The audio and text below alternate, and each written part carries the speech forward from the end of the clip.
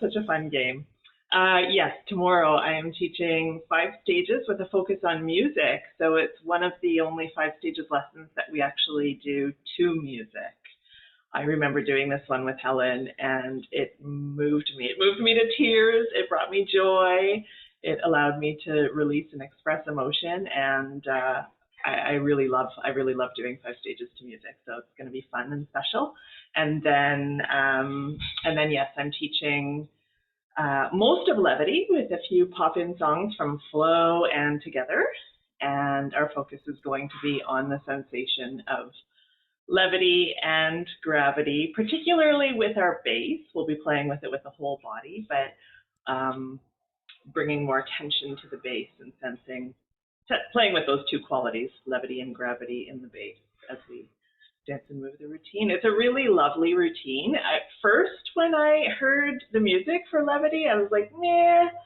And then I learned the choreography in a workshop with Martha, and even after learning it with her, I was still not sure that it was one of my favorite routines. And then I taught it. And being in the experience of teaching it, guiding it, dancing it with other people totally changed my experience of the routine.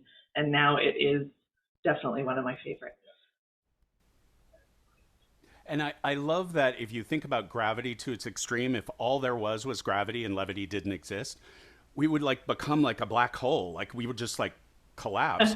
If all there was levity and no gravity, we would vaporize. We would just like all of our atoms would like just this is not good science, but it feels like in my body that without the two, like we as organisms probably wouldn't exist. like because it's the tension between gravity and levity allows us to have a physical form in some way in my adult brain. Yes, and I find bringing attention to those qualities or those energies really gives me a sensation of more spaciousness in my body. I feel like my organs themselves have more room to breathe and just be and do their processes.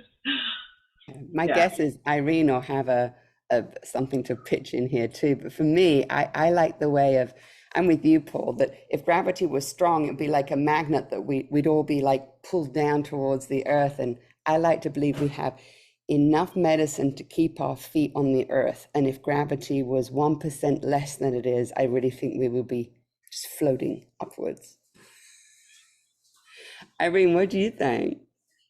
I think we evolved in this gravity, and so our whole body is designed to be able to move in gravity, and that our bones are designed to make gravity disappear, and that when we line up with our bones, we feel that levity because it's not our muscles holding us up; it's these strong bones, and it's fun to organize our movement so that we have that sense of levity when we need it, but that's still that connection with the earth. I don't know why. I was hiking this week and I found this elk shoulder blade, and I thought it was really cool, so I brought it home. But you can see where the leg goes in, just like in our shoulder blade where our arm goes in, and the big spine where the muscles attach on the back. Wow. Just like we have. They have much less of the little bone on the top. Because I think they never lift their arms that way, so they're not trying to protect anything. They wouldn't even think about doing that. But anyway, this was my cool treasure. Thought maybe I could make a canoe paddle out of it. Yeah, I was going to say, I thought it was like an old paddle that you'd pulled out of a lake. I was like, that's really a shoulder blade. That looks like a boat paddle, yeah? And I love your haircut, and I've missed you, and I'm glad you're back. Helen, you made the right call by not doing a backpacking trip this particular week in this particular August. I went with my kids and granddaughter instead, which was fun, but it was in the high 90s. And so you'd step out of the shade, you're up at 5,000 feet, so the sun is very bright, and it was like walking into a furnace. And we were hiking in a place that was full of Mount St. Helens ash still 40 years later. And so it was like hiking, gaining 1,000 feet of elevation on the beach with your feet slipping and sliding. Anyway, I was very glad to come home from that trip, especially because the baby didn't sleep well. And when a baby doesn't sleep well on a camping trip, nobody sleeps well. And It was fun, but it was grueling. you were breaking in new skates today? Yes, I